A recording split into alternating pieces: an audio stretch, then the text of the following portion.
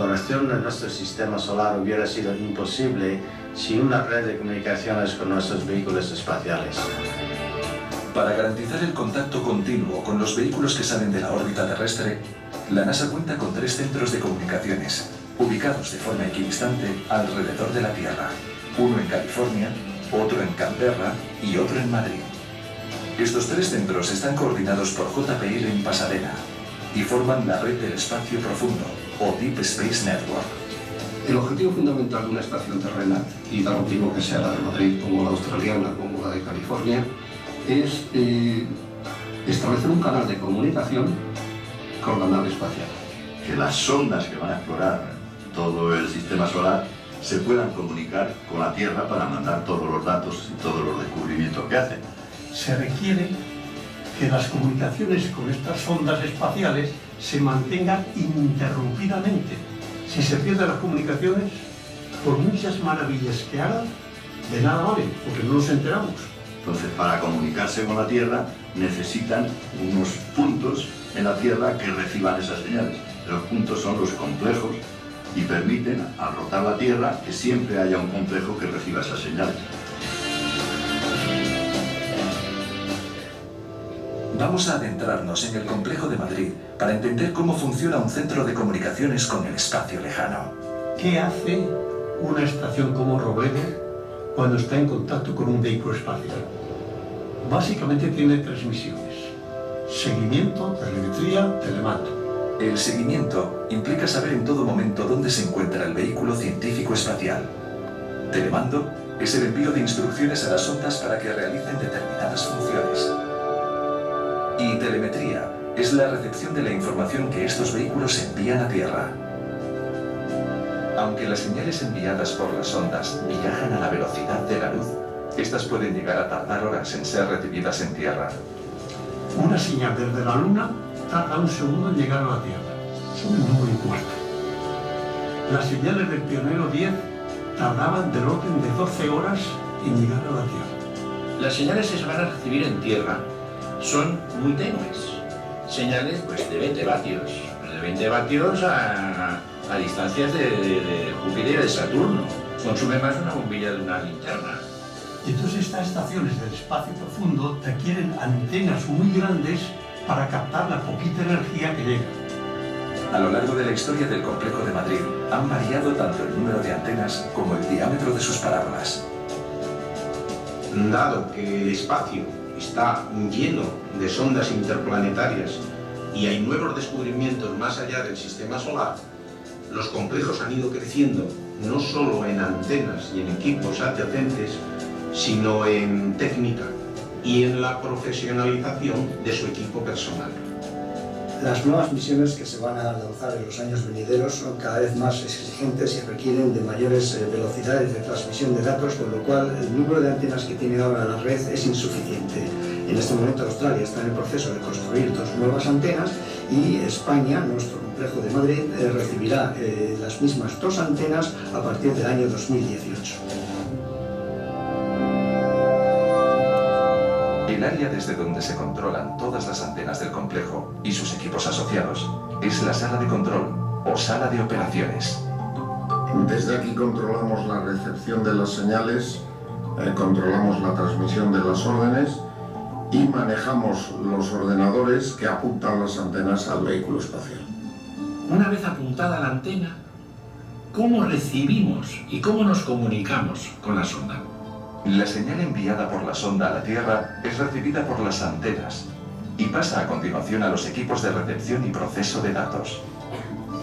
Una vez procesada, la información se envía al Centro de Control de Pasadena, en California. El mismo recorrido, aunque a la inversa, hacen las instrucciones que la estación envía a la sonda. Aparte del seguimiento, telemetría y telecomando, la estación también realiza observaciones de radioastronomía. Cuando la estación no tiene seguimiento, que no siempre tiene un seguimiento asignado por la NASA, entonces se cede a científicos de diferentes universidades para que desarrollen sus programas en la instalación con la ayuda del propio personal. Gracias a esta accesión por parte de NASA, desde los años 70 se ha estado participando en experimentos pioneros, como por ejemplo hemos estado siguiendo desde 1993 la explosión de una supernova, se hacen estudios de formación de estrellas, hemos estado estudiando el centro de nuestra galaxia. Para la comunidad científica española es un privilegio poder contar con estas antenas y este equipamiento para realizar sus estudios. Trabajar en la red del espacio profundo es fascinante, no solo por los equipos con los que contamos, las antenas, sino por la gente con la que podemos interaccionar.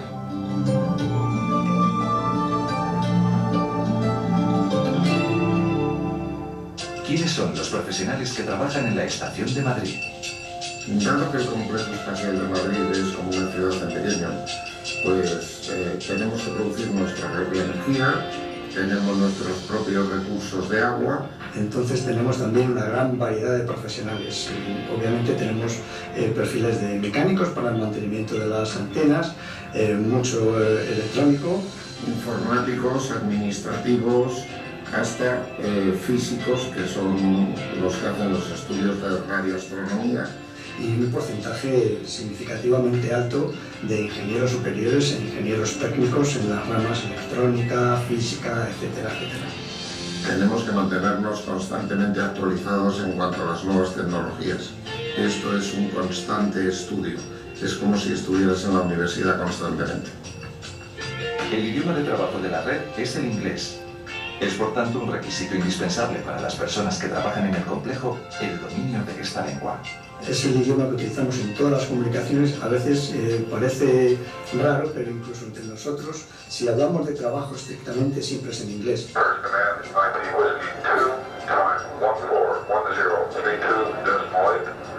Nosotros nunca hemos tenido rutina. Ha sido un trabajo siempre cambiante, siempre evolucionando y siempre mejorando.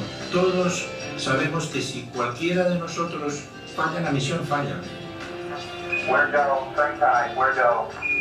Digamos, somos amantes de esas misiones. Nos gustan enormemente, sobre todo el trabajo científico.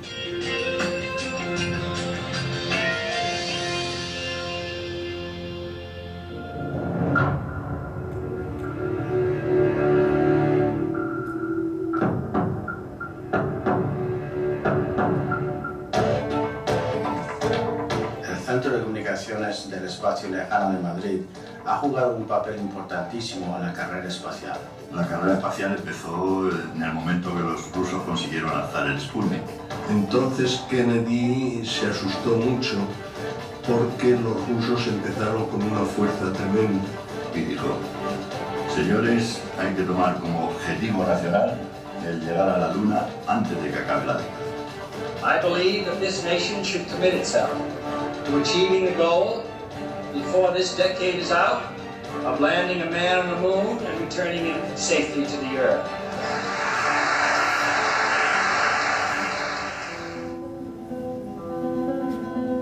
¿Por qué se eligió una estación en Madrid, justamente?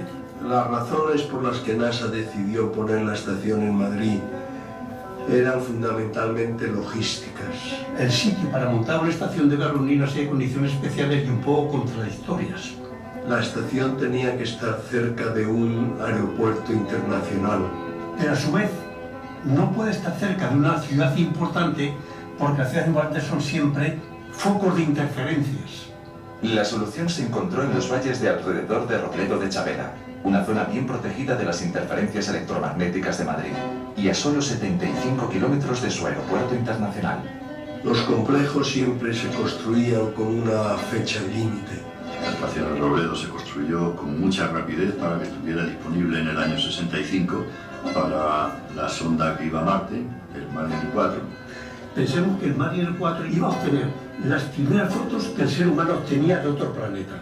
Hubo una especie de carrera contrarreloj entre el Mariner 4 avanzando inexorablemente hacia Marte y la estación trabajando 200 personas ahí a ritmo forzado. Los objetivos se cumplieron y la estación de Robledo de Chabela, ya operativa, fue quien recibió la primera fotografía cercana que el ser humano veía de Marte.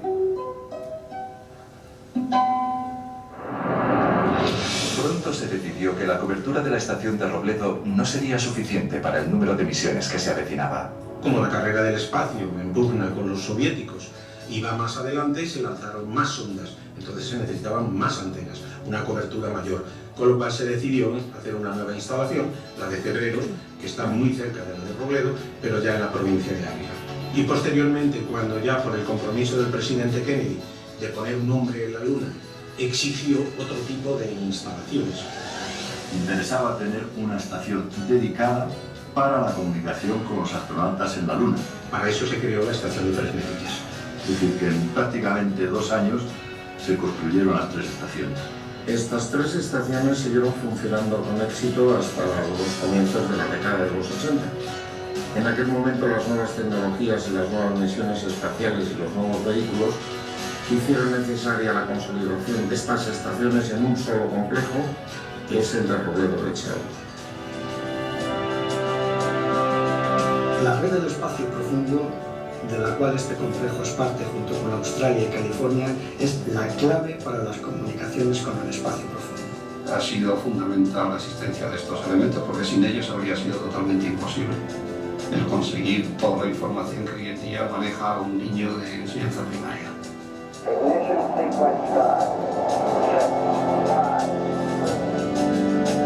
La larga ejecutoria de la Estación Espacial de Madrid es difícil señalar un solo momento que haga sombra a los demás, porque han sido todos muy importantes para el conocimiento del espacio exterior.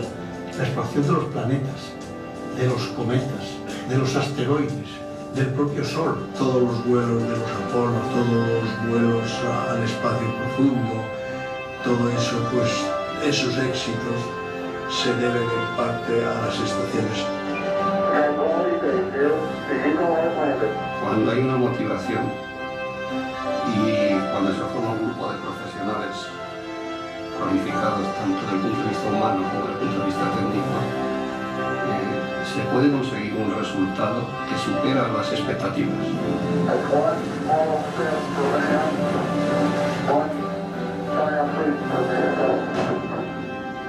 Desde los albores de la humanidad hemos querido saber sobre nuestro entorno y el lugar que ocupamos en el espacio.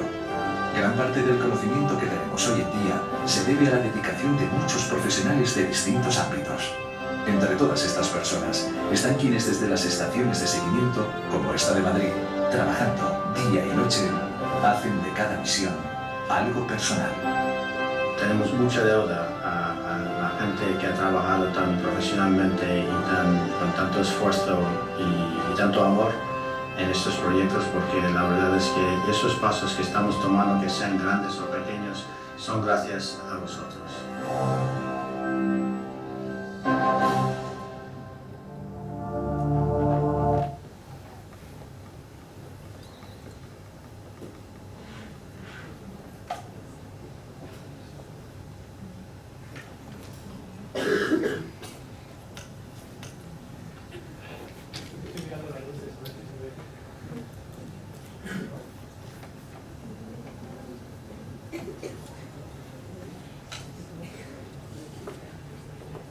Hemos tenido que hacer un montaje un poco raro para que se vea todo.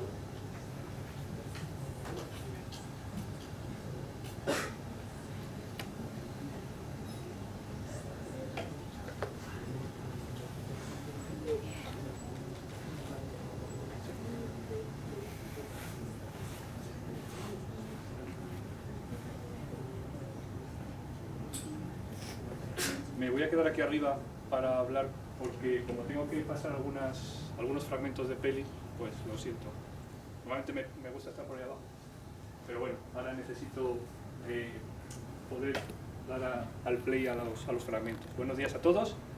Como ya me han presentado, mi nombre es Juan Ángel Vaquerizo y trabajo en el proyecto Partner. Soy responsable de este proyecto educativo, pero como veis aquí, pues no aparece por ningún lado en referencia al proyecto, porque lo que voy a hacer ahora es una parte de lo que me gusta, que es la ciencia ficción. Entonces, la charla que vais a escuchar ahora es una charla sobre una afición que tengo, que tiene que ver un poco con mi trabajo y que me hace disfrutar enormemente. Entonces, antes de empezar la charla, como os ha dicho Rocío, vamos a ver fragmentos de pelis de ciencia ficción basadas en el espacio para aprender cosas sobre ciencia. Podéis pensar, y pensaríais mal, que lo que voy a hacer va a ser pegar con un látigo a todas las personas que han ideado estas películas o a la forma en la que han hecho las escenas, y nada más lejos de la realidad. Yo las disfruto igual que vosotros, y no es una cuestión de gritar, os habéis equivocado, por Dios, torpes, sino disfrutar de las películas, pero también darnos cuenta de que se cometen errores en cuestiones científicas. Entonces, como hay cosas que sabemos, hay leyes físicas que sabemos que se cumplen en todo el universo, hay fenómenos físicos que conocemos muy bien, lo que vamos a hacer es, a través de fragmentos de películas, ir poniendo un poco negro sobre blanco respecto a lo que es correcto y a lo que es incorrecto, ¿vale? Así que no penséis que no me gustan las películas que voy a poner, sino que simplemente que a veces se equivocan y ya está, ¿vale?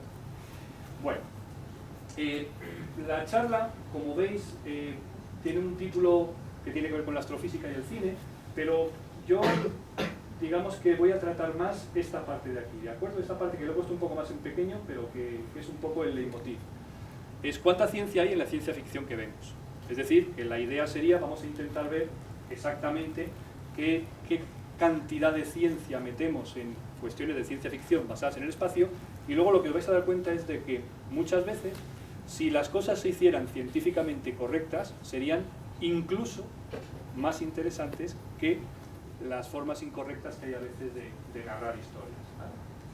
Bueno, antes de empezar con el tajo y ver fragmentos, lo que quiero es definir un poco lo que es la ciencia ficción, sobre todo para que entendáis que no pretendo yo aquí sentar las bases de nada, sino que simplemente me limito a ver películas, disfrutarlas y darme cuenta de que cometen errores.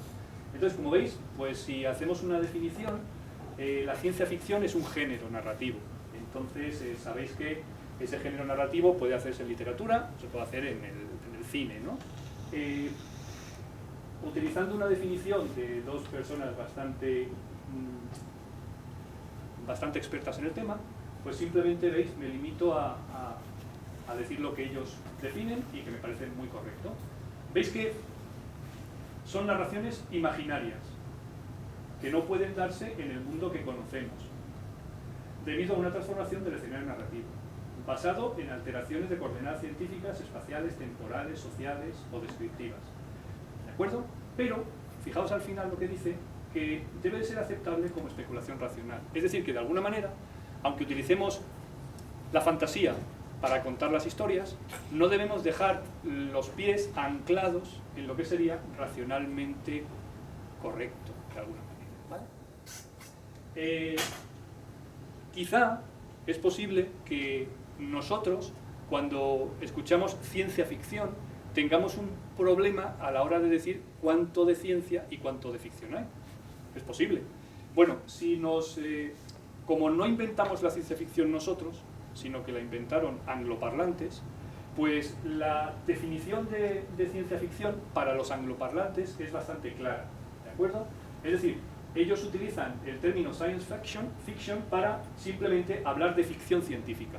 Es decir, ellos juegan con la ciencia para narrar historias. Por lo tanto, de alguna manera nosotros, digamos que nos deberíamos anclar en esa parte científica, ¿vale?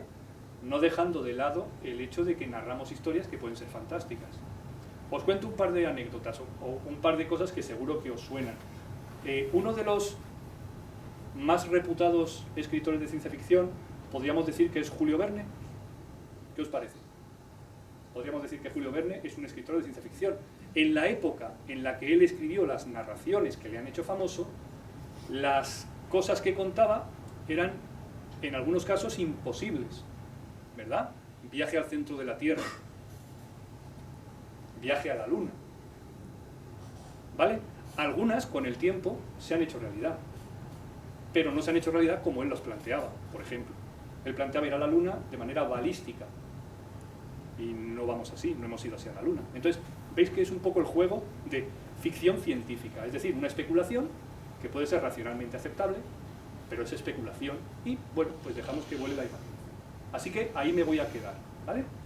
Bueno, a modo de sumario, ¿de qué voy a hablar? Bueno, voy a hablaros de estos 7 puntos. ¿De acuerdo? Vamos a ir viendo cada uno de ellos. Cada uno de ellos es algo. Es algún tipo de fenómeno físico que conocemos y que se utiliza en las películas de ciencia ficción. Me he permitido el lujo de no daros demasiadas pistas así a priori, con este sumario, pero luego vais a ir viendo que cada uno de ellos significa algo, ¿vale? Si a alguno de vosotros le pica la curiosidad o tiene alguna duda que le asalta, y eso de que le asalten a uno las dudas es una cosa como muy desagradable a veces, pues no dejéis la oportunidad de preguntarme lo que os venga a la cabeza, ¿vale? Si lo sé, lo responderé, y si no lo sé, pues intentaré averiguar. Bueno, la primera, esto me suena un montón. Esto me suena un montón, es un fenómeno que es sonido en el espacio. ¿De acuerdo? Entonces, seguramente habréis visto un montón de películas del espacio donde, evidentemente, escuchamos a los personajes hablar, pero también, aparte de escuchar a los personajes hablar, escuchamos un montón de cosas más.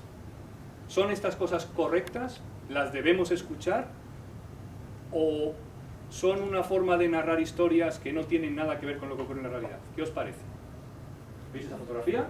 Son fotografías reales, ¿de acuerdo? Alguien que está ahí en el espacio, ¿vale? Está haciendo un tránsito, lo que se llama una experiencia extravehicular, ¿no?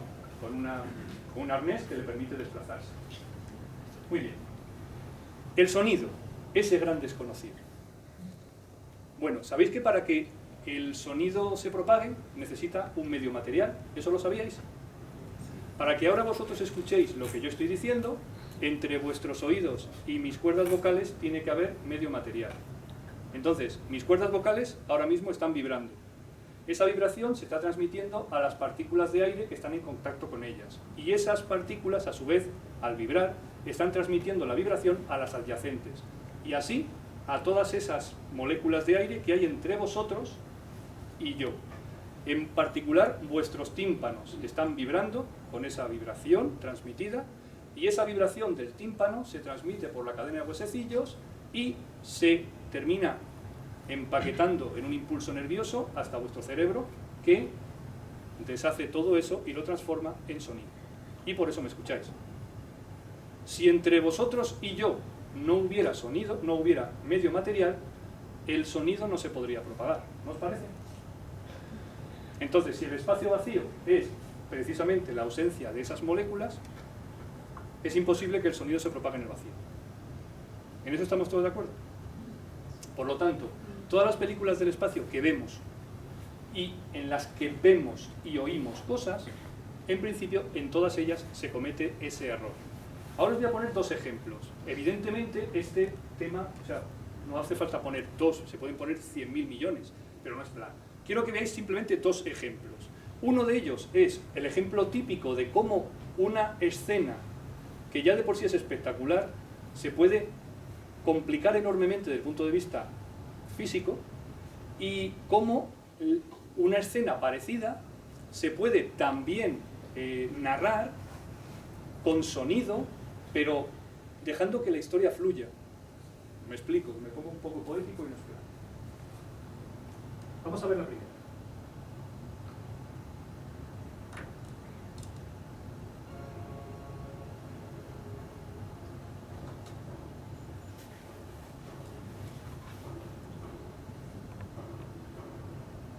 Como veis, hay una nave espacial.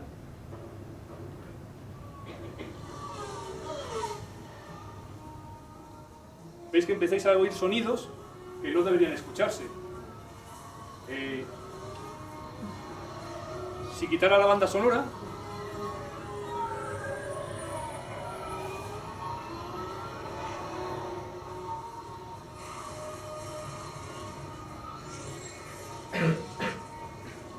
a que se oye la batalla. Esa batalla que está desarrollándose, se supone que en una zona fuera de la atmósfera de ese planeta. Entonces es bastante difícil que el sonido de todo lo que se está produciendo se pueda escuchar.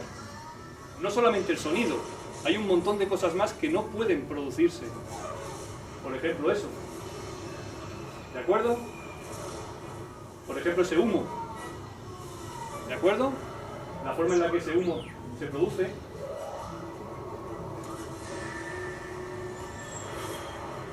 ¿Veis las explosiones? ¿Las oís? ¿Oís el efecto Doppler de cuando pasa la nave cerca de nosotros? Todo eso no debería escucharse en una película en la cual tenemos el vacío, esa explosión, ese humo. ¿De acuerdo? Ahí hay un montón de cosas. Luego voy a retomarlas porque algunos de los temas también se trabajan. ¿Qué os parece? Perderíamos un montón de espectacularidad si lo hiciéramos como sería lo normal. Pero claro, uno piensa, ya, quiero ser espectacular, pero hombre, podemos hacer cosas que son bonitas siguiendo un poco las pautas de lo que se supone que es el hecho de que las naves espaciales se mueven en el vacío. Tenemos un planeta, tenemos dos naves, no vais a ver explosión, no vais a ver llamas, no vais a ver humo, no vais a escuchar nada. Si los personajes hablaran, los escucharíamos, porque están en un lugar donde, en teoría, está presurizado y tienen atmósfera. Puede ser una atmósfera artificial, evidentemente. ¿Entendéis? Podemos intentar narrar historias donde las cosas ocurren. ¿Veis que no hay arriba y abajo tampoco? ¿Quién está cabeza arriba? ¿Quién está cabeza abajo? Estamos en el espacio no hay arriba y abajo. En situación de ingravidez no tenemos arriba y abajo, por lo tanto, las naves espaciales pues no distinguen entre si estamos cabeza arriba o cabeza abajo, por ejemplo. Veis que utiliza un vals para el baile de dos naves que se acercan una a la otra. Es decir, incluso la música que han elegido transmite algo, ¿no? Veis que los impulsos que puede darse la nave son impulsos que uno no ve. ¿Veis que ellos no se ven girar?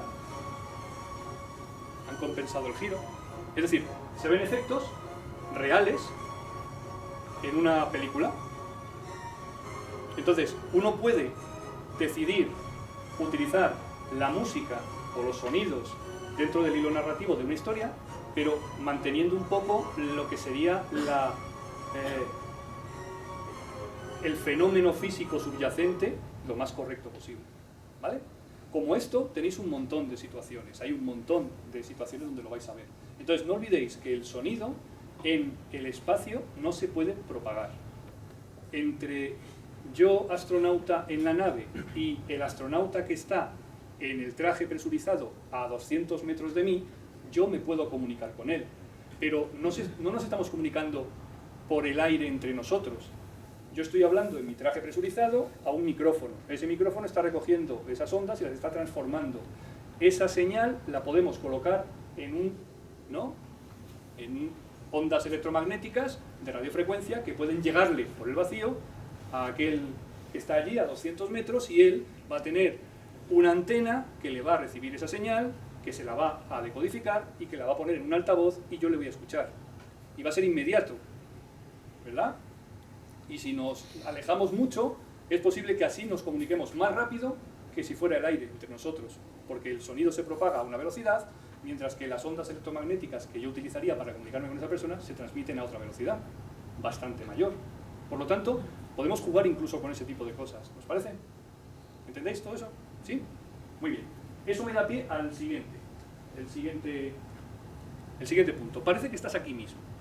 Bueno, ¿no os ha pasado nunca que habéis visto películas de naves espaciales que viajan por el espacio interestelar de un lado para otro y que uno se comunica con el otro?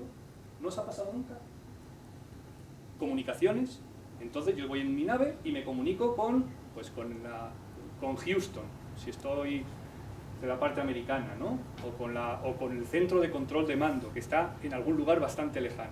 Entonces, ¿qué os parece? ¿Las comunicaciones entre las dos, la nave y el centro de control, son instantáneas? En las películas, en muchos casos, parece que sí. Y ahora yo os pregunto, ¿esas comunicaciones pueden ser instantáneas? ¿Qué os parece? Lo mismo no, ¿verdad? Entonces, ¿qué es lo que está pasando? Bueno, pues muy sencillo. Las comunicaciones, como os he contado antes, se utiliza para la comunicación las ondas electromagnéticas, porque sabemos sabemos que se propagan en el vacío. Entonces, para comunicarme con una nave espacial, por más que grite, no me va a escuchar. Entonces utilizo las ondas electromagnéticas para llegar. Además utilizo ondas electromagnéticas, en teoría, que permiten que la energía que yo utilizo para lanzarla, para enviarla, no se vaya desperdiciando o vaya perdiéndose muy rápidamente. Entonces utilizo largas longitudes de onda. ¿Sabéis lo que es la longitud de onda? ¿Sí? En una radiación electromagnética, la longitud de onda es una característica. Bueno, pues a mayores longitudes de onda, las pérdidas por la propagación son menores. Así que se utiliza la radiofrecuencia, que son las ondas más largas, para hacer las telecomunicaciones. Entonces, utilizando las ondas de radiofrecuencia, yo puedo comunicarme a grandes distancias. Habéis visto antes en el documental, el pequeño documental de la estación, que es así como nos comunicamos con las naves espaciales que NASA tiene por el sistema solar. Entonces, los astronautas, a través de esas ondas, se pueden comunicar con los centros de control. Claro, la onda electromagnética se propaga en el vacío a una velocidad que está estipulada, que es fija, que son 300.000 kilómetros por segundo, kilómetro arriba, kilómetro abajo. Entonces, esa velocidad finita me está diciendo que cuando yo envío una señal, esa señal se propagará a una velocidad y tardará el tiempo que sea necesario para llegar hasta allí. Más todavía, si allí hay alguien que va a recibir esa señal y me tiene que contestar, la contestación tendrá que viajar en sentido contrario, empleando, si todo es lógico, el mismo tiempo en volver, a no ser que estemos en movimiento, en cuyo caso ese movimiento tendrá que sumarse. ¿Entendéis lo que quiero decir? Si la nave se aleja de la Tierra, ¿vale? Cuando envíe la respuesta se habrá alejado más, con lo cual incluso tardaría más en volver. ¿Eso lo entendéis? Es claro, ¿no? Bueno, pues si eso está claro, pues si las señales se propagan a la velocidad de la luz, que es finita, tiene que haber un tiempo de retardo entre la emisión y la recepción. Es más, tiene que haber un tiempo de retardo entre la emisión, la recepción y la recepción de la respuesta. Entonces, no puede haber comunicaciones instantáneas. ¿Os parece? Vale. ¿Ejemplos os suenan? ¿Os pongo varios? Os voy a poner 3 ejemplos. Son 3 en esencia, ¿vale? Este es una película, estos son de la misma película y esto es de otra película. Las distancias en las que estamos hablando son, bueno, son cambiantes.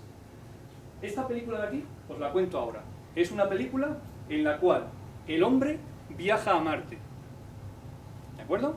Entonces, en la película, la nave ha sido lanzada a Marte y entonces el momento de la llegada es retransmitido. ¿De acuerdo? El momento de la llegada del hombre a Marte es retransmitido. Se parece mucho a la llegada del Apolo 11 a la Luna. Entonces, gastan unos minutos en explicar lo que no voy a decir yo, para que lo entendáis, el tiempo de retardo, pero luego vais a ver la escena. Entonces, entendedme, explico qué es lo que pasa al fenómeno físico y luego en la escena la cago, con perdón. ¿Lo vemos? Estamos aquí. Nos encontramos en temas 131 días, 4 horas 15 minutos de vuelo. Faltan 5 minutos para el aterrizaje. Las esposas de la tripulación de vuelo han llegado al control de la misión a las 2:31, hora oriental. Dentro de pocos minutos debemos recibir una señal de la nave espacial. Conviene saber que la señal tarda en llegar 21 minutos desde Marte hasta la Tierra. No tenemos otra forma de comunicación con Capricornio 1 y lo que veamos habrá ocurrido realmente 21 minutos antes. Aquí control de Capricornio. Habla por... Está claro, ¿no? 21 minutos. El director de vuelo informa que se autoriza a la tripulación para que ponga pie en la superficie de Marte.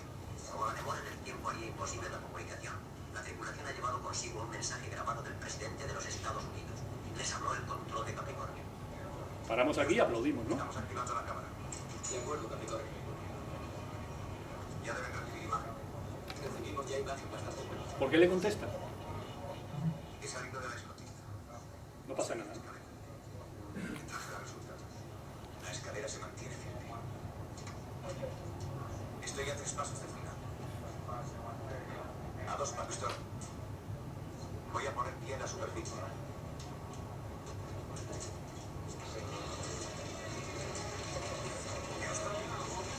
Estoy en la superficie. De acuerdo, Capricornio. Le recibimos. Ahora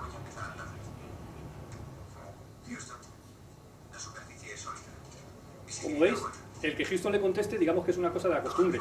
El otro va a su rollo, sigue contando lo que está haciendo, no pasa nada. Hasta ahí estamos bien. Alguien le podría decir que no te está escuchando. Capricornio 1, aquí Houston. Capricornio 1, aquí Houston. Pero mirad esto. Aquí Capricornio 1. Houston, reciben imagen. En efecto, Capricornio, recibimos imagen. Aquí tenemos a 3 damas muy impacientes. Ahí sí que están hablando. De acuerdo, Houston. Claro que nos gustaría hablar con ellas. Bien, adelante, pero sean breves. Recuerden que es una conferencia. Jack, soy Betty. Hola, Betty, ¿cómo estás? Tienes buen aspecto. Podemos verte desde aquí. Todo suena estupendo. ¿Qué os parece? ¿Veis? Lo que no puede hacer la NASA, conseguimos eso. Entonces, ahí estáis viendo que al principio, es verdad, el de Houston, pues se le va un poco la cosa de la emoción y tal. Houston, te recibimos perfectamente. Y tal, no, mira, que es que ha pasado hace 21 minutos, que no te está escuchando, o sea que... pero bueno. Pero luego después, cuando lo de las esposas y tal, esa comunicación, a que ya ahí ha pasado algo, ¿no? Esos 21 minutos han acabado. Entonces uno puede decir, es que mira, en esa simple conversación nos hubiera llevado hora y media. La película dura tanto que no es plan. ¿A que podemos decir eso, no? Pero en principio, hombre, podemos hacerlo, quiero decir, se puede jugar narrativamente. Es un reto narrativo también para el director que quiere hacer eso. Entonces, ¿qué os parece esto? ¿A qué es un error? ¿Sí? Bueno, os digo una cosa solamente, ¿de acuerdo? En esa peli, eso que pasa no es un error. ¿De acuerdo? Es lo bonito que tiene esa peli, o a lo que a mí me gustó muchísimo, por eso os he puesto este fragmento. ¿De acuerdo? Porque eso que está pasando entre los astronautas y sus esposas, ¿qué significa? Venga, decidlo. Que no están en Marte. Muy bien. Que no están en Marte. Y hasta ahí puedo leer, porque ves la película, que es muy bonita. Capricornio 1, ¿vale? Que no están en Marte. ¿De acuerdo? Muy bien. Como veis es curioso, ¿no? En principio, lo que parece así oye, que están equivocados, lo bestia, pues luego resulta que si ves la peli, pues al final está correcto. Pero en principio, si estuvieran en Marte, no se podría hacer. ¿Vale? Mirad estas dos que vienen ahora. Estos son de otra peli. Esta peli también está basada en Marte. Y entonces, bueno, perdonad que os diga, está basado en Marte, aunque esta persona no lleva escafandra. ¿De acuerdo?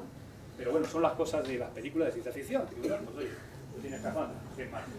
Entonces, la cuestión es la siguiente. La misión llega a Marte, un orbitador queda, ¿no?, dando vueltas con la capitana y los astronautas bajan abajo, donde se supone que había enviado hace tiempo otra misión a la que van a ver qué ha pasado porque se ha perdido comunicación. Entonces, los que llegan abajo tienen un aterrizaje muy malo y pasan una serie de cosas como esta, que no voy a contar, si no la habéis visto, pues así la veis. Pero la cuestión es la siguiente: al pegarse el castañazo contra el suelo, pierden comunicación. Así que lo que hacen es, se mueven por Marte, y como en Marte hay algunos restos de naves espaciales, ¿verdad?, cogen una de las radios de uno de esos rovers que hay por ahí perdidos, y entonces le hacen una ñapa, porque son muy listos, y pueden hacer una radio. Entonces, lo que intenta este astronauta es comunicarse con la capitana para decirle, estamos vivos. Entonces está comunicándose desde la superficie de Marte con una nave que está en órbita alrededor de Marte. Estará pues a unos, ¿cuánto? 300, 400 kilómetros, como está la ISS en la Tierra, ¿vale? Entonces, lo que está haciendo es intentando comunicarse. ¿Cómo será esa comunicación? Si es por radio, tendría que ser muy rápida, ¿no? ¿De acuerdo? Se está comunicando con radio. Bueno, está en inglés, pero se entiende muy bien. Dice un par de palabrotas.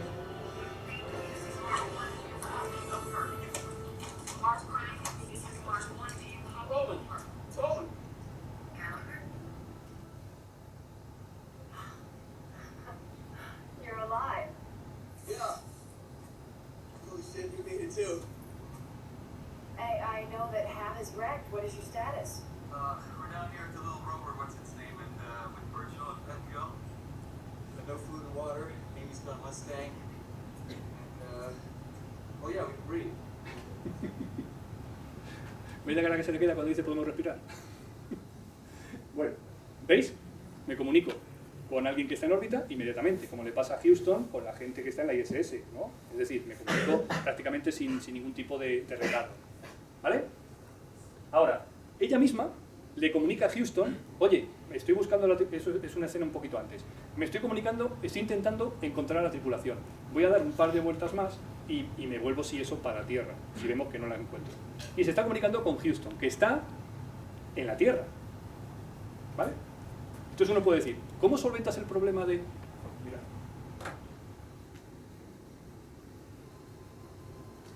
Me queda tiempo antes de pulsar. Voy a buscar a la tripulación al amanecer. Les han dado por muertos, pero debo hacerlo. Cambio. Transmitido. ¿De acuerdo? Es decir, me comunico con Houston y le digo, no sé qué, y dice, transmitido. En la misma escena pasan cosas a los que están abajo en Marte y luego vuelve la escena arriba y le dice el ordenador de a bordo, mensaje de Houston. Y le llega la respuesta, donde le dicen, te queda poco tiempo, tal, no sé qué. ¿Veis? Hemos solventado el problema del delay, del retardo que hay en la comunicación. No hay ningún problema. Tú puedes hacer una historia que vaya fluida. ¿Entendéis? Y no hemos cometido ningún error. ¿Vale? Ahora fijaos, el de abajo es una peli donde este personaje ha ido de viaje a un planeta que se llama Camino y hace una, como dicen los de arriba, una conferencia con Coruscant, que es otro planeta de la misma galaxia, pero vamos, como que muy lejos. ¿De acuerdo? Mirad cómo es la comunicación.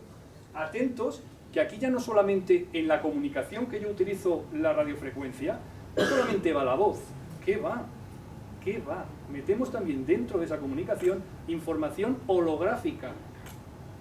O sea, ahora vais y lo cascáis, holográfica. O sea, y eso todo en el mismo. Mirad la antena de comunicación, el tamaño. ¿Habéis visto lo que decían en el vídeo de antes del tamaño de la antena? ¿Cómo tiene que ser para comunicarse con una nave? Que está al final, la Voyager, que está saliendo del sistema solar, que está aquí. Mirad estos entre planetas en una galaxia, ¿eh? Mirad la antena. Le dice, conferencia con Coruscant.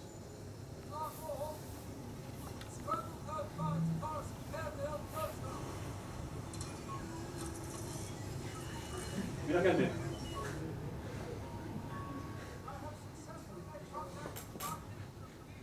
¿Qué os parece? Como veis, entonces, leemos holográficamente el personaje y todo eso, y la voz lo meto dentro de esa antena y le pego el petardazo y eso llega al otro lado de la galaxia. No sé, exactamente no sé dónde está Camino respecto a Coruscant, pero os aseguro que lejos de narices tiene que estar. Entonces, ¿veis? En este caso, hacemos un uso, digamos, incorrecto de lo que son las comunicaciones, evidentemente. Entonces, esto es inviable, no podemos hacerlo, no podemos enviarlo, ni siquiera utilizando la fuerza. Ni siquiera utilizando la fuerza, a priori, ¿eh? ¿De acuerdo? Entonces, como veis, en principio uno puede utilizar los recursos de que dispone, evidentemente los recursos narrativos, pero uno puede jugar con eso, pero también puede cometer bastantes errores, ¿no? En este caso, por ejemplo, es un error bastante gordo este tipo de situaciones, aunque evidentemente uno nos deja de... Esto es una llamada, puntos. Pero en principio es inviable, es imposible, con las leyes de la física en este universo en el que vivimos nosotros. Claro, como esto es otra galaxia muy, muy lejana, pues oye, allí no sé yo cómo son las leyes de la física, me imagino que serán igual que aquí, porque el universo en el que estamos es el mismo. Están hechos de los mismos átomos que nosotros y las ondas electromagnéticas son emitidas igual que aquí, por cargas en movimiento. Por lo tanto, ¿qué os parece? ¿Vale? Muy bien. El flotar se va a acabar. ¿Qué significa eso? Pues bueno, significa ingravidez en naves espaciales. ¿Habéis visto que os he puesto dos fragmentos de películas? Esto es una peli de unos señores que van a Marte y esto es una peli de unos señores que van a la Luna. En esta peli los efectos están simulados y en esta peli los efectos son reales. Y se nota bastante, ¿de acuerdo? Se nota bastante. En esto, los movimientos que estáis viendo ahí ingrávidos se hacen con hilos, se hicieron con hilos en esa peli, ¿vale? Con hilos que sujetaban a los personajes. Y en esto lo hicieron de verdad, con vuelos de aviones, que subían y cuando llegaban a una altura, paraban los motores y caían. Tenían unos 40 segundos de caída libre, donde grababan, remontaba otra vez el avión, subía, paraba motores, otra vez bajaba, otros 40 segundos, y así sucesivamente. No se puede hacer muchas veces, la verdad, pero bueno. Así es como se hace. ¿De acuerdo? Entonces se ve mucha diferencia entre unos efectos y otros. Vale, vamos a lo de la ingravidez. Por Dios, la ingravidez. Esa gran desconocida, pero esa sí que de verdad. A ver, vamos a ver. Vosotros habéis visto las típicas escenas de un personaje que está en una nave espacial, hablando con otro personaje en una nave espacial, caminando con su traje, así como yo, y de repente se pone el traje y sale de la nave aquí y se pone a flotar. ¿Eso lo habéis visto? Esos son efectos especiales de primera magnitud, porque eso en la realidad es imposible. ¿Entendéis? Es decir, si el astronauta cuando está fuera flota, joder, tendrá que flotar cuando está dentro. Están al lado. ¿O qué pasa? ¿Que porque tengo una pared y aquí tengo aire, tengo que dejar de flotar? ¿Es que el flotar se va a acabar porque ponga aire? ¿A qué se debe que flote o no? Ese es un poco el kit, ¿no?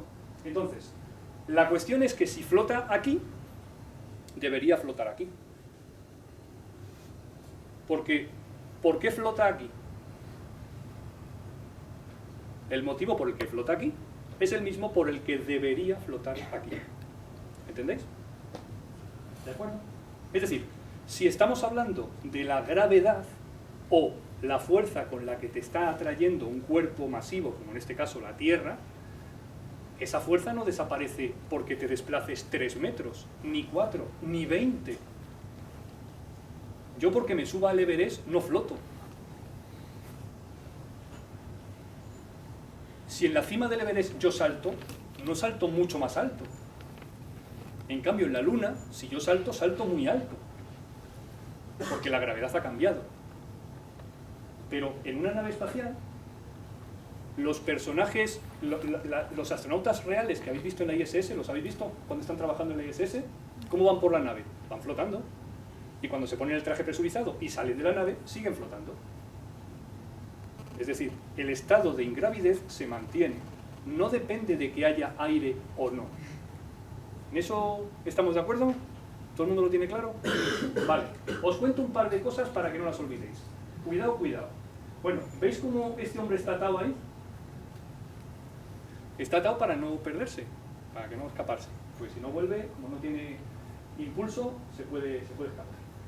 Ojo, a ver, en español tenemos la mala costumbre de traducir fatal las cosas. Y entonces, fijaos, en español nosotros tendemos a decir esto. ¿A qué sí?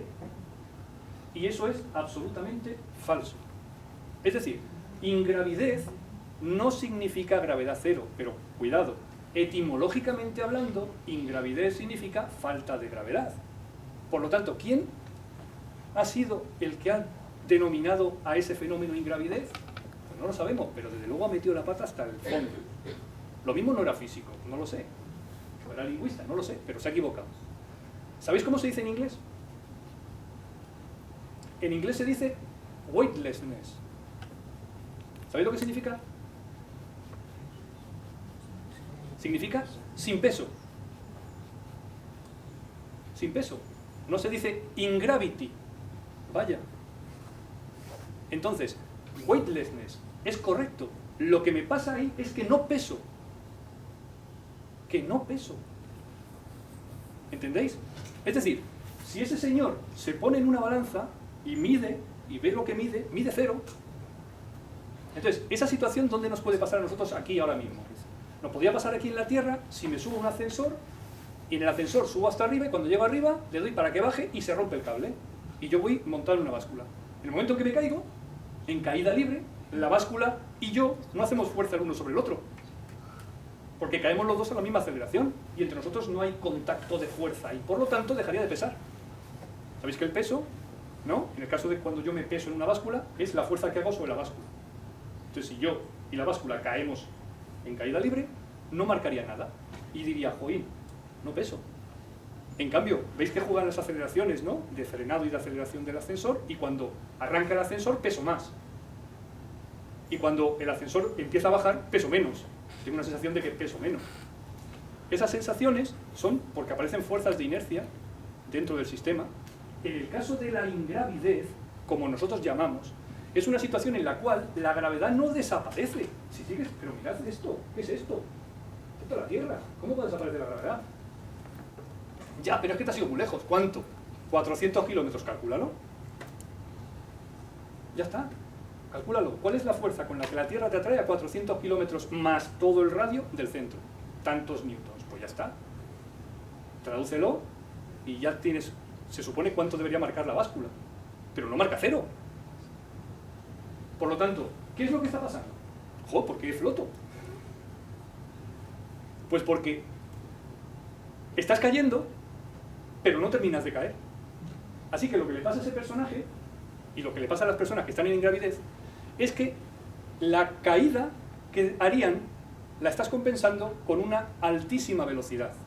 De manera que, como el objeto que te está trayendo es curvo, estás compensando la curvatura con una velocidad muy alta. Es decir, no terminas nunca de caer y te quedas en órbita. ¿De acuerdo? Debido a la velocidad que llevas. Esa velocidad es la que está impidiendo que tú caigas a la Tierra. No que dejes de estar atraído por ella, que eso no dejas de estarlo nunca. ¿Vale? Es como el amor verdadero. Nunca deja de haber atracción. Qué bonito, ¿eh? Entonces, ingravidez, en este caso, es caída libre. Caída libre. Es decir, yo estoy en caída libre, pero en vez de caer directamente sin velocidad lineal, perpendicular a la dirección de caída, o a la aceleración que produce esa caída, tengo una velocidad lineal tan grande que no termino nunca de caer. ¿De acuerdo? Eso es lo que está pasando. Así que, este señor, junto con esta nave, para no caer en la Tierra, van a toda leche. 27.000 kilómetros por hora. Kilómetro arriba, kilómetro abajo. Cuando te pones a esa velocidad, no caes nunca. No llegas a caer. Te quedas en órbita. Pero no dejas de estar atraído. Pero no caes. ¿Entendéis? Esa es la situación de ingravidez. Entonces, en ese momento, tú no pesas. No pesas. Punto. Weightlessness. ¿De acuerdo? ¿Os queda claro? ¿Sí? ¿Seguros? Bueno, esto da juego, no os podéis imaginar. Esto es de pasártelo de bien. De pasártelo muy bien. Entonces, voy a poneros unos cuantos ejemplos, ¿vale? Unos cuantos ejemplos.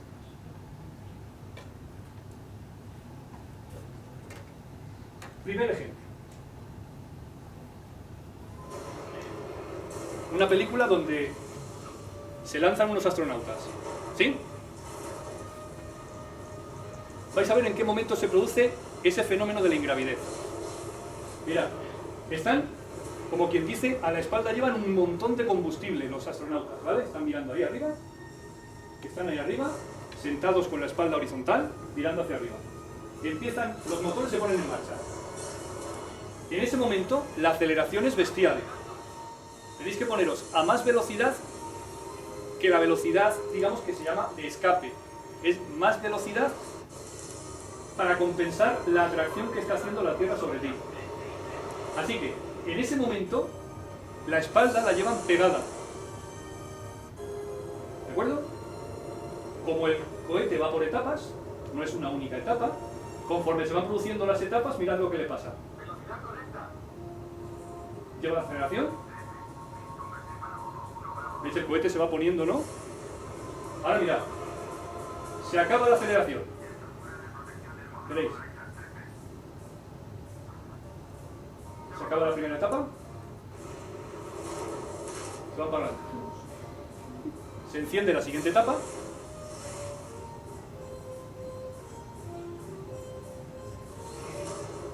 Para atrás otra vez. ¿Veis las aceleraciones cómo van jugando? Y veis la posición de la Tierra. Quitamos el protector.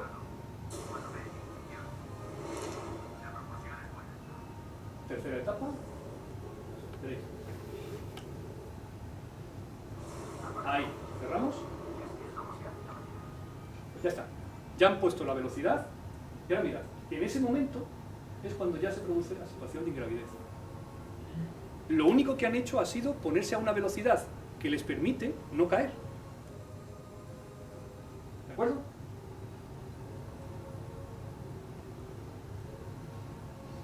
no dejan de ser atraídos por la Tierra, pero ahora están en situación de ingravidez. ¿Vale? Actualmente, sabéis que se utiliza una terminología diferente. En vez de decir ingravidez, lo llaman microgravedad. Microgravedad, lo llaman. Bueno, os pongo un ejemplo que lo voy a cortar porque es un poco largo, pero quiero que veáis que hay películas donde uno decide, claro, joder, es que, espera, un viaje. Por ejemplo, estos señores van a Júpiter. Bueno, no exactamente a Júpiter, van a una luna de Júpiter, porque han encontrado algo. Entonces, ellos van a Júpiter de viaje. Para ir a Júpiter de viaje es tiempo, son años, en torno a 8 o 9 años de viaje. Entonces, porque no vas con los motores encendidos todo el rato, pues no hay combustible suficiente. Entonces, fijaos, se va moviendo la nave. Esta nave que se va desplazando por el espacio, los señores dentro irían ingrávidos, ¿no? Al ir ingrávidos irían flotando. Bueno, pues estos señores han ideado una forma de crear una especie de gravedad simulada. ¿Cómo lo hacen? Pues mirad, en esta zona de aquí, pues veis que las antenas señalan a donde está el Sol, ¿no? Que es donde está la Tierra. ¿Vale? Veis que los motores están apagados, es decir, el impulso les lleva en la órbita de transferencia, y fijaos, esta parte de aquí se supone que lleva un cilindro giratorio. Ese cilindro giratorio, que está ahí dentro, es un cilindro que les va a permitir crear una fuerza ficticia que parece peso.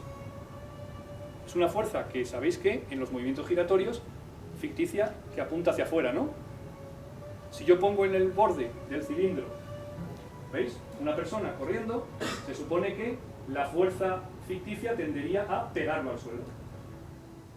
Entonces, en esta situación, uno puede pensar que el giro de la nave puede crear una fuerza ficticia que haga las veces de ese peso que tenemos nosotros cuando estamos aquí en la superficie de la Tierra. ¿Os suena esta imagen? Está muy conocida, ¿no? Hay algunas películas más, con posterioridad a esta, que utilizan el mismo efecto. Solamente he cogido esto porque es la que más me gusta. ¿Veis qué curioso? Vale, esto tiene algunos posibles fallos, los podéis mirar. Si tenéis la opción, se puede mirar con ecuaciones, con numeritos, no son muy complicados. Sería lo siguiente, ¿a qué velocidad tendría que girar para que pareciera que es la gravedad de la Tierra? ¿Vale? Y luego tendríais que jugar con la cuestión de que la nave se va desplazando en un sentido, ¿no? Y ese giro tendría que ser en sentido perpendicular, imagino. Bueno, ahí se meten velocidades por ahí por medio, podéis trabajar sobre eso, ¿no? O sea, ¿cómo lo ponemos a girar? Si nos desplazamos así, lo ponemos a girar aquí, así, o lo ponemos a girar así. ¿Entendéis? Podemos jugar con eso. Ay, eso es el cañón. Ah, vale. Muy bien. ¿Veis el eje? ¿Veis que en el eje va ingrávido? ¿Lo habéis visto? En el eje, la persona que está saliendo está ingrávida. Es decir, por el eje se supone que la fuerza no está actuando. Y en cambio, en el momento que va fuera del eje, automáticamente aparece esa fuerza. ¿De acuerdo? Muy bien. Bueno, como veis, es curioso, ¿no? Espera. Un ejemplo más. La misma película, que dicen que está muy bien hecha respecto a los efectos. Mirad esta nave. Va por la Luna. Y se va desplazando a una velocidad, la que sea. Los personajes, a no ser que sea una velocidad de escape, o una velocidad que la permita estar en órbita, deberían estar o ingrávidos, si la velocidad es adecuada, o con la gravedad de la Luna. Pero mirad esto. Eso no tiene pinta de ser una persona que está en la Luna, ¿verdad? Mirad, le pesa y todo eso. ¿Veis que se sujeta? Está en la Luna, por más presurizada que esté la nave. ¿Entendéis lo que quiero decir? Los astronautas del Apolo 11, cuando estaban en la Luna, en el módulo lunar, estaban con la gravedad de la Luna. Dentro del módulo lunar, fuera del módulo lunar. Estos señores tienen pinta de estar en la Luna, no, desde luego, ¿a que no? ¿De acuerdo? Entonces, este tipo de efectos, de nuevo, son un error. ¿Veis que estamos en la Luna? Por lo tanto, deberíamos desplazarnos, movernos, al menos con la gravedad de la Luna. Y esa no es la gravedad de la Luna. Y os aseguro que esta escena con la gravedad de la Luna sería mucho más divertida, ¿verdad? A ver cómo cogen se lanzarían el sándwich, ¿no? Y cosas de esas. Muy bien. Ahora os pongo una imagen real de un astronauta que salió a hacer, el primer americano que hizo el paseo espacial fuera de la nave, ¿vale? Alan Shepard, mirad cómo está una persona que sale a hacer un paseo espacial. ¿Veis la cinta? ¿Veis que no se queda quieta? Vamos a una velocidad de muchos miles de kilómetros por hora. ¿Me entendéis? Se tiene que notar de alguna manera que ese movimiento se lleva. Entonces, un objeto como una cinta flamea porque estamos desplazándonos muy velozmente. ¿A que podemos decir en qué sentido vamos? También, incluso. ¿No os parece? Vemos la cinta flamear en sentido contrario al sentido en el que nos estamos desplazando. ¿De acuerdo? Cuando él sale, veis que el movimiento flota en la nave y flota fuera. Flotaba en la nave y flotará fuera. ¿Qué más da que tenga un traje presurizado? La presión del traje, la presión del aire no le va a dar gravedad. No le va a cambiar la forma en la que la Tierra que está debajo lo atrae. ¿De acuerdo? ¿Vale? Muy bien. Como veis, este tipo de imágenes, claro, le dicen a uno los efectos cómo se producen. Este tipo de imágenes absolutamente reales, ¿veis que se mueve normalmente? ¿Veis que no se mueve a cámara lenta?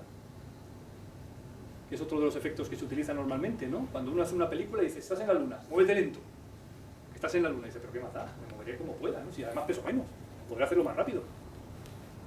Entonces, ¿qué le pasa a ese señor? ¿Por qué se mueve normalmente? El problema que tienes es que llevas un traje que es incómodo. No, lo siguiente. Entonces, evidentemente no te puedes desplazar con comodidad. Pero simplemente eso. No es que no puedas, que lo hagas a cámara lenta. ¿Habéis visto la imagen del señor que bajaba en Marte? ¿Cómo baja baja como a cámara lenta?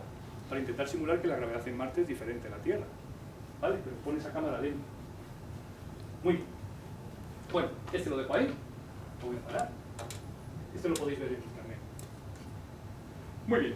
El chiqui chiqui es lo mismo, pero evidentemente cuando nos vamos a lugares donde la gravedad es diferente de la Tierra. Es decir, lo que estaba justo diciendo hace un momento. Cuando yo voy a un lugar donde la gravedad es diferente a la Tierra, ¿cómo reacciono cuando estoy allí? ¿Cómo me puedo mover? ¿Cómo debería ser el movimiento? ¿Cómo deberían moverse las cosas? ¿Cómo debería caer el polvo, si hay polvo? ¿Cómo debería ser el ondeado de la bandera, o no? ¿Cómo deberían caer las cosas? Es decir, cuando estoy en un lugar donde es diferente a la Tierra, las cosas tienen que cambiar. Entonces uno piensa, bueno, si yo estoy en un lugar como un planeta o una luna, donde la gravedad es completamente diferente a la nuestra, ¿cómo son las cosas? ¿Son iguales que en la Tierra? Y la respuesta es que evidentemente no.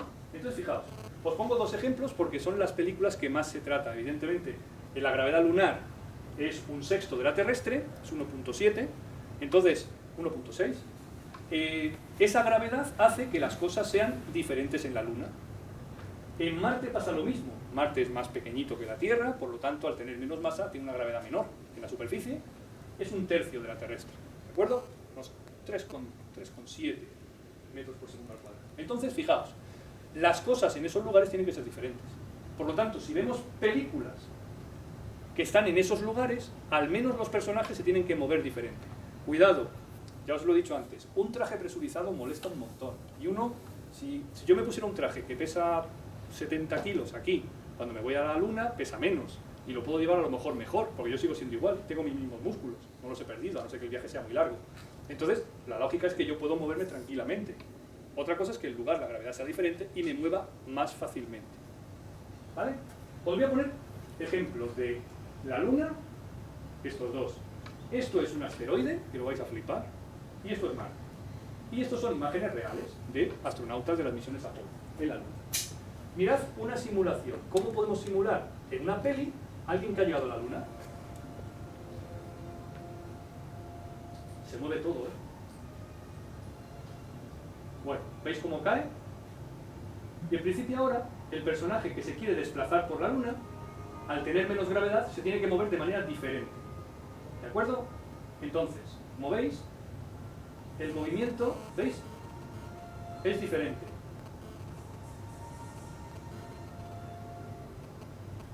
Esto que va a hacer ahora también puede dar una pista de cómo es el material. Si es duro, si es menos duro, cómo queda, ¿vale? Podría haberlo lanzado al aire, ¿entendedme? Haberlo lanzado, a ver cómo cae, si tarda mucho en caer, si tarda poco, ¿entendéis? Entonces, fijaos, uno puede hacer una simulación de cómo es el movimiento en la Luna. Exactamente así no es, pero es muy parecido. Es muy parecido. ¿Vale? Mirad estos mismos señores, estos en la Luna. Mirad.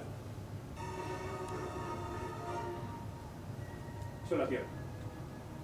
Estos señores no están en la Luna. Se mueven despacito, eso sí. ¿Entendéis?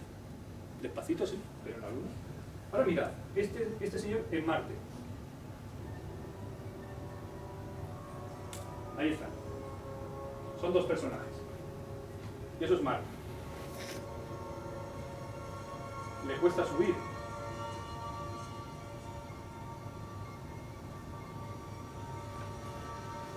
¿Veis? Con las dos lunas. Ahora se cae. Pero ¿veis? Van caminando normalmente. Ese personaje ahora después se cae. Se cae para abajo en un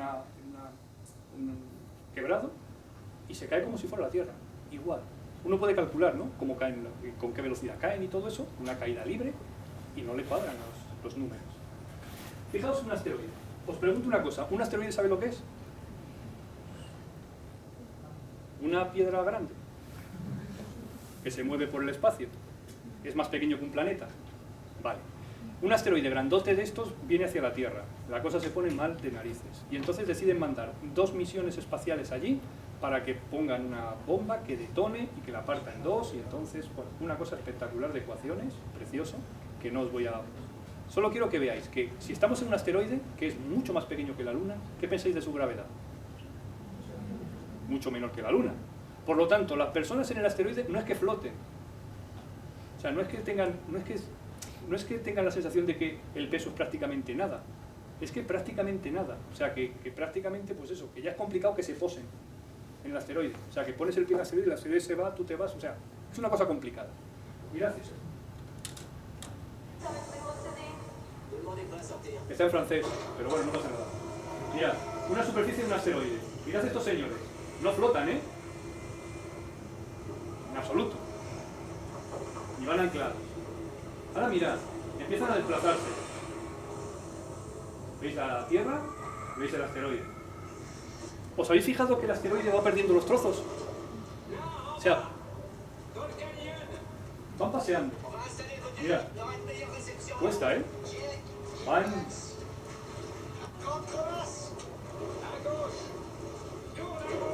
Fijaos. Hay que empujarlo. Y fijaos, en la misma escena se ve una escena donde está el asteroide, se ve el horizonte del asteroide que va perdiendo trozos. Que va perdiendo trozos. Es decir, la gravedad del propio asteroide no sujeta sus propios trozos de roca infinitamente más grande que una nave de esas. Y la nave se queda posada y no se mueve. Y los personajes pasean y no se mueven. Y en cambio los trozos de roca alrededor se van yendo. Genial, ¿no? Uno puede decir, bueno, es que es magnético y entonces ellos llevan imanes y tal, vale. Bueno, podemos empezar a pensar en esa cosa. ¿Pensáis cómo se puede posar en un asteroide una nave? ¿Se posa? O sea, ¿cómo hacemos eso? Muy bien, mirad ejemplos reales. Un rover. Mirad el regolito. ¿Veis cómo sube? ¿Y cómo cae? Despacito. ¿Veis? ¿Veis cómo cae?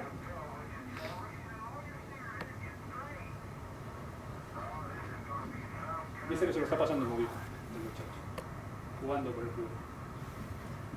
¿Veis cómo se mueve el astronauta? ¿Veis que se parece mucho al personaje de esta peli? ¿Veis cómo cae el regolito? ¿Veis? Mira, ahora se pasa el frenado y casi se cae. Casi se cae. ¿Veis? Pero ¿veis que se mueve normalmente? ¿Veis que se mueve? Evidentemente tiene un traje que le impide moverse, pero se mueve normalmente. Y claro, como no puede caminar, pues va dando saltos. Y le ha cogido el tranquillo de los saltos. ¿Vale? Aquí, por ejemplo, este astronauta, el Apolo 15, hace la experiencia de la caída libre, sin aire. Tiene un martillo que pesa 1,5 kilos, 1,300, y tiene aquí una pluma de halcón que pesa unos 30 gramos. Entonces, sujeta los dos a la misma altura y dice que lo va a dejar caer para demostrar que los dos objetos caen a la vez. Esto es una pluma, esa pluma en la Tierra haría un movimiento bastante raro, ¿verdad? Se coloca y mirad, los deja caer los dos. Fijaos sobre todo en la pluma, porque el martillo sabemos cómo va a caer. ¿Veis? ¿De acuerdo? Caen a la vez. Evidentemente eso no lo puedes hacer en la Tierra. Bueno, lo puedes hacer en la Tierra si todo este decorado gigante haces el vacío. Y aún así te cuesta. ¿Vale? Tienes que hacer el vacío para que no haya fricción del aire. Digo, te cuesta hacer el vacío en ese gigantesco espacio. No es que haciendo el vacío no pasa. ¿Qué os parece? ¿Sí? Muy bien. ¿Qué le falta que le sobra? Bueno, a esta os traigo otra vez la escena de antes. ¿Recordáis la escena del principio? Pues ¿qué le falta que le sobra? Seguramente le podéis empezar a poner aquí de todo, ¿no? Claro. Explosiones en el espacio. Fijaos, esta imagen es una remanente de supernova. Esto es una estrella que ha explotado. Una estrella de mucha masa. Las estrellas que tienen mucha masa, cuando llega el final de su vida, el final de la vida de una estrella, no penséis es como la nuestra. El final de la vida de una estrella tiene que ver con la capacidad que tiene para realizar fusiones nucleares en el núcleo de la estrella. Entonces las estrellas que tienen mucha masa van haciendo fusiones nucleares. Empiezan fusionando hidrógeno en helio, luego el helio lo van fusionando, ¿no?, carbono, luego el siguiente en nitrógeno, en oxígeno, en magnesio, van subiendo a elementos cada vez más de mayor masa atómica, número atómico, y al final llegan por hacer núcleos de hierro. Cuando la estrella hace núcleos de hierro en el núcleo, por fusión, se vuelve inerte. Es decir, ya no puede hacer chocar los núcleos de hierro para hacer elementos superiores de la tabla periódica. Es incapaz. Entonces, lo que ocurre es que se forma un núcleo inerte de hierro. Ese núcleo inerte de hierro no emite energía, por lo tanto, empieza a ganar la gravedad. Al final termina por ganar la gravedad. Como no hay radiación, presión de radiación que sujete la estrella implota. Es decir, las capas externas caen dentro y rebotan en el núcleo, y el núcleo implota. Ese núcleo de hierro empieza a formar, rompe los átomos, empieza a mezclar protones y electrones para dar neutrones, y al final forma una estrella de neutrones, una bola de neutrones que sujeta la caída de la gravitación. Si no lo consigue, esos neutrones se rompen, y al final termina dando un agujero negro. ¿De acuerdo? Las capas externas, en cambio, explotan y se van para afuera, llevando un montón de energía. En esa zona, esas ondas de choque son las que generan los elementos de la tabla periódica por encima del hierro hasta el uranio, que es el elemento que forma el universo de manera natural. Entonces, fijaos, esto es lo que queda de una estrella. Es una explosión de una estrella. Pero ¿veis la forma que tiene? No son llamaradas, son gases que están saliendo eyectados. La forma más o menos esférica os dice que la estrella ha explotado de una manera más o menos curiosa. Hay otras que son girando muy rápido y forman como lóbulos, ¿no? Cosas muy extrañas porque hay un giro metido en él. Vale, explosiones en el espacio. A ver, explosiones de las que vemos en las pelis. Y digo yo, para que se produzca una explosión de las que yo veo en el espacio que produce llamaradas, la llamarada se produce porque hay una combustión de un elemento, que es el oxígeno. Es decir, para que en el espacio se produjera una explosión con llamarada, tendría que producirse una combustión del oxígeno. Y me da a mí que en el espacio, en el vacío, no se puede producir eso. Por lo tanto, las explosiones en el espacio no se pueden producir con llamaradas. ¿De acuerdo? No hay oxígeno para combustionar de la forma en la que hace. Es verdad que puede haber oxígeno, en el universo lo hay, pero no combustiona en el espacio. No lo hace. Por lo tanto, no puede haber llamaradas. Entonces, si vosotros veis películas donde se ven llamaradas, pues las llamaradas se producirán donde haya, de alguna forma, gas que contenga oxígeno. Entonces, vamos a ver el primer fragmento. El primer fragmento es una nave espacial que recibe un impacto y se rompe. Al romperse, bueno, veis que no están ingrávidos. Genial, ¿no? Veis que no están ingrávidos dentro de la nave. ¿Veis las llamaradas? Eso es imposible. El gas saldría, pues así, como están saliendo ellos. ¿De acuerdo? Estas llamaradas no se pueden producir. Se produciría una salida instantánea, no, pero desde luego rapidísima, de todo el gas. Y ese gas sin llama. Sería sin llama. De hecho, sería una forma de apagar las llamas. Vale. ¿Entendéis lo que quiero decir? Si en una nave espacial se produjera un incendio, abriendo para que saliera el aire, se apagaría la llama. Nunca pasaría lo que pasa ahí. Evidentemente, todo esto de ingravidez y todo eso, pues ya son cosas que ya vais sumando, ¿no? Es una tras de otra. ¿Qué os parece? Veis que se utiliza muchas veces ese tipo de llamarada que sale y eso es imposible. Os pongo ahora otro, esta también es de las buenas. En el asteroide de antes, una de las naves se estrella. La que habéis visto llega bien, pero esta se estrella. Mirad el gas cómo sale. En un asteroide donde no hay gravedad, mirad cómo sale. Mirad las llamas cómo caen. ¿Veis las chispas cómo caen? Con gravedad. ¿Veis la llama? Y parece que hay viento y todo. Es increíble. ¿Veis lo que le cuesta? Lo que le cuesta mover eso en un asteroide, que no debería pesar nada, prácticamente. ¿Veis cómo caen? ¿Veis cómo caen los fragmentos? Esa caída que tienen. Si la gravedad es diferente, tendría que ser completamente diferente. Ahora os digo yo, os pregunto, desde ahí, ¿no sería infinitamente más bonito si fuera el efecto real de cómo es en un asteroide, una nave puesta ahí en un asteroide? ¿Cómo sería? O sea, ¿cómo estaría? Si fuera real, ¿no? ¿Cómo estaría todo realmente complicado, ¿no? Vale. Y ahora os pongo ya la que me pone los pelos de punta, que es de la misma peli, que es la Estación Espacial Internacional que explota. Mirad cómo cae. Cómo cae un trozo de la Estación Espacial Internacional que está en el espacio. Mirad cómo explota.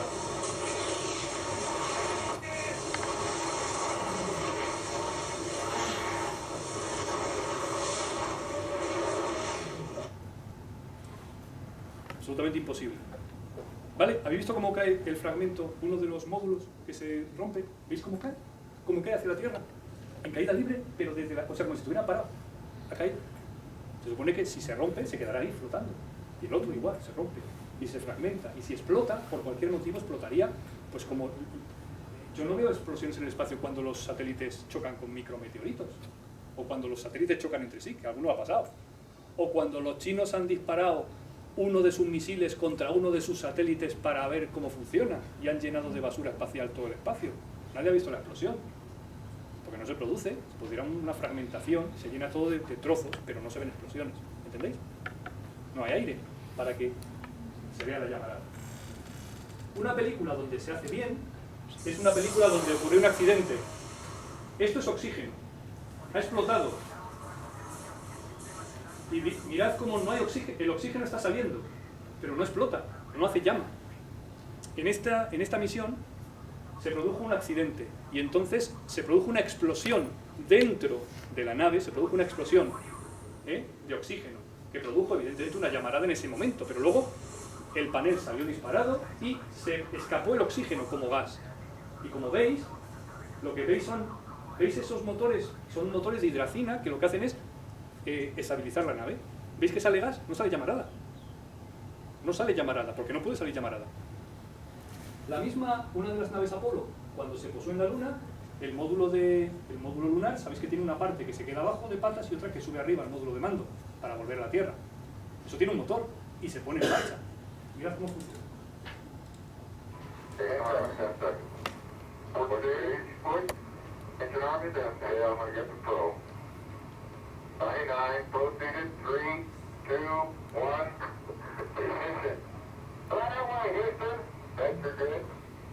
¿Veis? No se ven llamas. ¿Habéis visto una expulsión de gas? Se ha puesto en marcha la tobera. La tobera lo que hace es dirigir el flujo del gas en una dirección determinada para que la nave salga en sentido contrario. Como la gravedad es menor, el impulso necesario es mucho más pequeño. Pero ¿veis cómo sale? ¿Veis que no se ven llamas? Esa misma nave, si quisiéramos que hiciera lo mismo en la Tierra, tendrían que salir llamas, porque habría que hacer una combustión. Generalmente podemos hacer combustiones de diferentes combustibles, pero son combustiones con llama, con llamarada, con humo. Aquí habéis visto gas, ¿no? Y fragmentos. ¿Qué os parece? Muy bien, seguimos, que ya nos falta poquito. ¿Ver o no ver? Era la cuestión. ¿De qué va? Pues va de los láseres, que a mí me gustan un montón. Tiene que ver, pues evidentemente, el puntero láser, tiene que ver con el sable láser y tiene que ver con el cañón láser. Todos ellos tienen sus categorías. Fijaos. Esa imagen es real. ¿Habéis visto alguno de estos punteros láseres astronómicos? Este que tengo yo, el que estoy tirando yo, por ejemplo, ¿veis? No se le ve el haz. Lo veis haz desde aquí, ¿no? podríais verlo si, por ejemplo, pusiera aquí partículas, por ejemplo, de humo, ¿no? Entonces se podría ver el haz, pero en principio no veríamos el haz, no vemos los fotones, lo que vemos es esos fotones incidiendo en las partículas que hay entre medias, ¿sí? Entonces, claro, si para que se vea el láser necesitamos partículas materiales para poder ver el haz, ¿qué pasa en el vacío, donde no hay partículas materiales? Pues que no se puede ver el láser, evidentemente. Es decir, no se puede ver el rayo láser en el vacío. No se puede. ¿Entendéis? O sea que, Dios mío, pero ¿qué hacemos ahora? Si está todo lleno. Bueno, pues eso, que no se puede. Es más. A ver, el láser corta, es verdad que corta, pero, a ver, o sea, yo con este puntero láser, yo no puedo cortarme el bocadillo.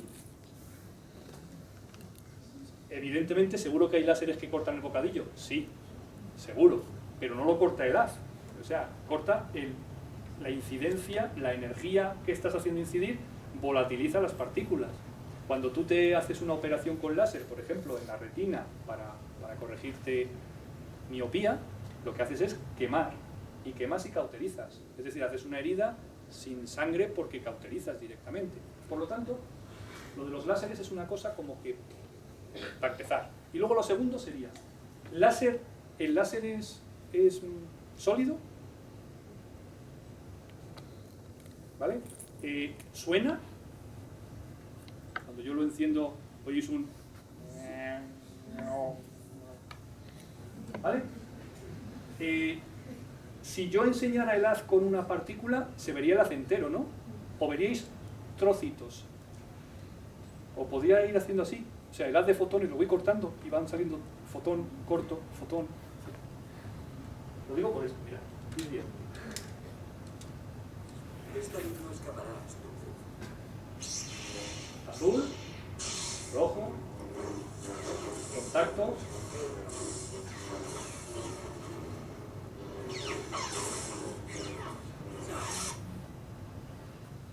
¿Verdad que no, verdad?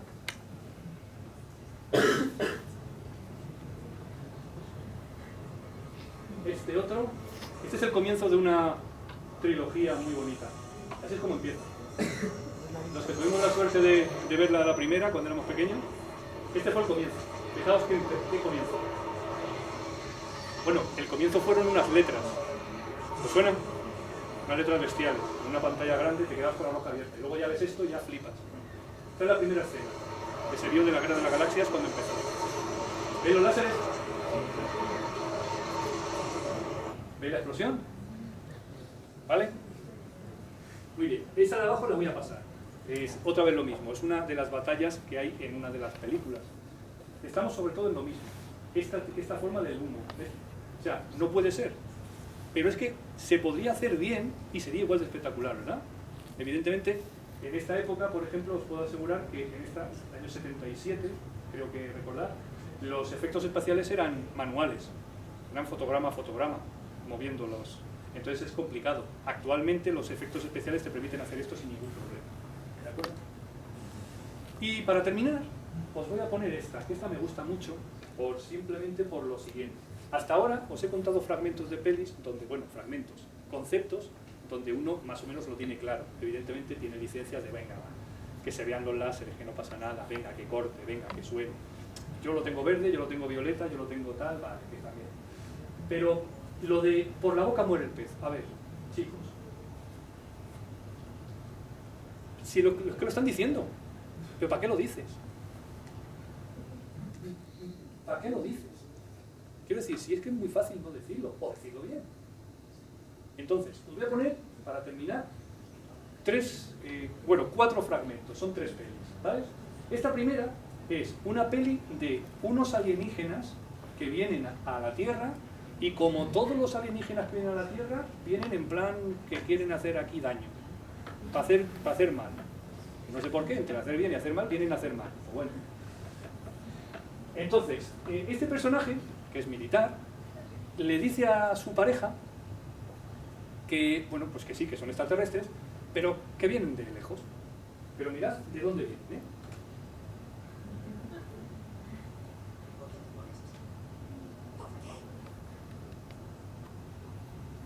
¿Se oye más o menos?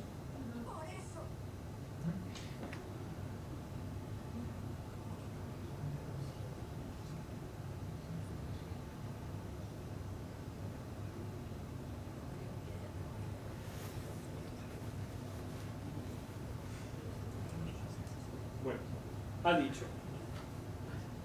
cariño, no creo que hayan recorrido 90.000 millones de años luz para venir aquí a pelear. Así, como lo estoy diciendo. 90.000 millones de años luz. O sea, 90.000 millones. Uno dice, vale, a ver, como estamos dados, somos muy dados a doblar las películas y a doblarlas de mala manera, lo mismo ha sido que la traducción está mal hecha. Vamos a ver si en inglés han dado el dato diferente. Y entonces es una cuestión simplemente del doblador. Puede ser. But why are you acting like this? Why? That's why.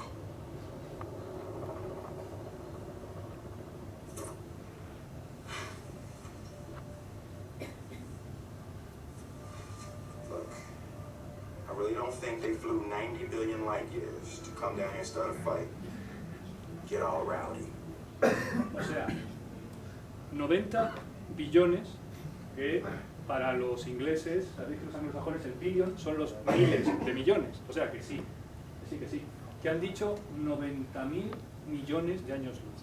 Las teorías actuales del universo, sabéis que el modelo actual del universo, de explicación del universo, le sitúa un origen en el tiempo. Y el origen en el tiempo actualmente, el modelo de Big Bang, establece en torno a los 13.700 millones de años luz. Que os puedo asegurar que son un montón de miles de millones de años. Ahora digo yo, a ver, ¿cómo puedes venir de 90.000 millones si es que está fuera del universo? Entonces, a ver, si lo que quieres decirle a tu pareja, porque está muy preocupada, es que vienen de muy lejos, pues dile que vienen de muy lejos. Bueno, dile 9.000 millones, que ya es lejos. O yo qué sé, o 2.500 millones de años luz, que también es lejos, pero 90.000 millones. ¿Entendéis? A lo que me refiero cuando... ¿Para qué hablas? ¿Vale? Bueno, ahora mirad este otro.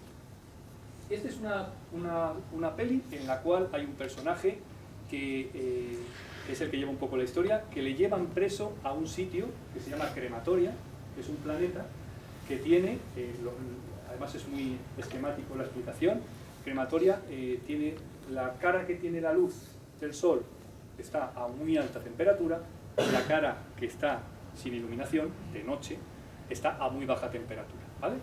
Entonces, el personaje dice las temperaturas.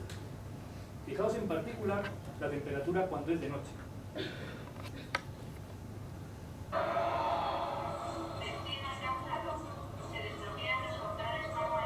Tenemos 700 grados en la cara diurna y 300 bajo cero en la cara nocturna.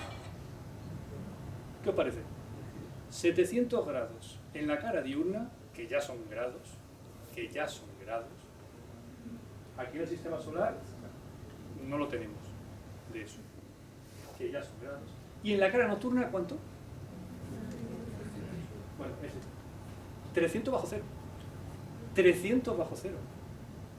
Y digo yo, joder, pues di 270 bajo cero, que ya es mucho, y estás bien. Es que el cero absoluto está por encima de esa temperatura. Y el cero absoluto no se puede alcanzar. Entonces, de nuevo estamos en lo mismo. ¿Para qué dices 300 bajo cero? Di 270. Bueno, si quieres ponerte en plan a lo bestia, pues di 273,02, que es la leche ya. ¿Entendéis lo que quiero decir? Entonces, simplemente fijaos, ese tipo de cosas que dice, pues ¿para qué lo dices? Cállate. Y luego, lo interesante que es ese planeta, por el amor de Dios. Porque tiene 700 y 300 bajo cero, tiene 1000 grados de diferencia en los mismos materiales entre el día y la noche. Que yo no sé cómo es capaz ese planeta de mantener su integridad teniendo vaivenes de 1000 grados. Tiene que ser preciosísimo verlo eso, ¿no? Es como que por el lado de día se funde todo y por el lado de noche se solidifica todo. Después de día se funde y se solidifica. Ni eso. Pues sería genial ver eso, realmente, ¿no? ¿De acuerdo?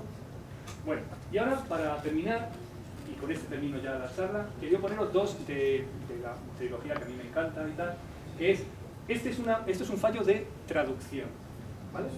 Este es traducción. Los dos, pero vamos. Empezamos con esto. Han Solo, soy el capitán del halcón milenario. Chewie me ha dicho que buscáis transporte para el sistema Alderaan. Bien, siempre que sea una nave rápida. ¿Una nave rápida? ¿No habéis oído hablar del halcón milenario? Teníamos que haber oído hablar. Es la nave que hizo la carrera que es en menos de 12 parasegundos. He vencido a naves estelares del Imperio. Y no solamente a los cruceros pesados, sino incluso a las naves del tipo Corellia. ¿Os parece suficiente rapidez? ¿Veis la cara que se le queda a Obi-Wan? Y a Luke, bueno, a Luke también, pero sobre todo a Obi-Wan, 12 parasegundos. Y dices tú, o sea que has hecho una carrera en menos de 12 parasegundos. ¿Pero qué son 12 parasegundos? Vamos al diccionario y dice que no hay parasegundos. Pero resulta que tenemos una unidad en astronomía de distancias, que se llama parsec. Parsec es esa distancia, ¿veis?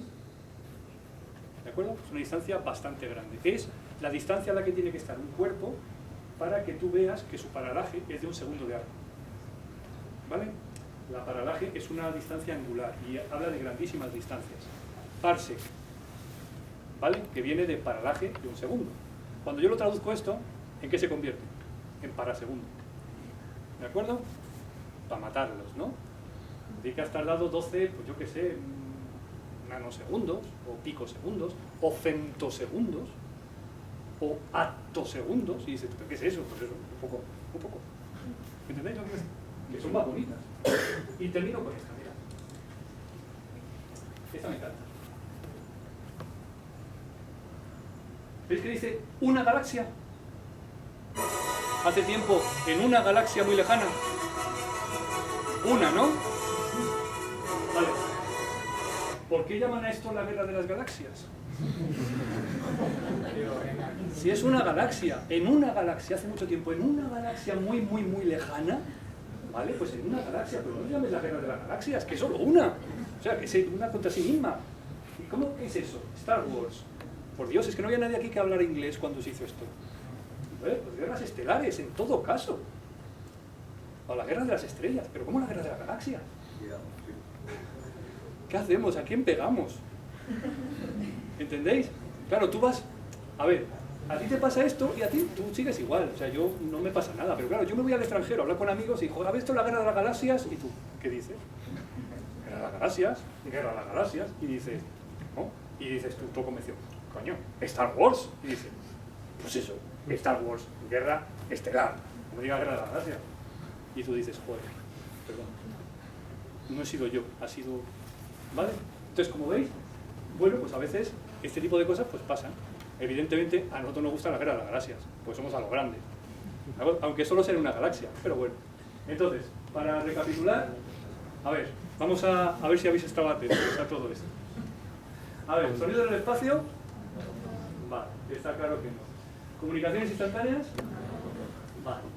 En gravidez, en naves espaciales, esto en teoría habría que responder igual que en el espacio circundante. Es decir, que cuando estoy en una nave o estoy fuera de la nave, la gravedad es la misma, ¿vale? No cambia. La gravedad en otros lugares es diferente a la Tierra, evidentemente. Por lo tanto, los efectos son diferentes. Las explosiones en el espacio no pueden producirse si no hay aire. Cañones láser y sables láser, pues en principio no. Y luego esto último, pues ya sabéis, ¿no? Que en principio nos equivocamos porque hablamos, pero muchas veces se podía evitar. Y ya está. Con esto he terminado. Muchas gracias.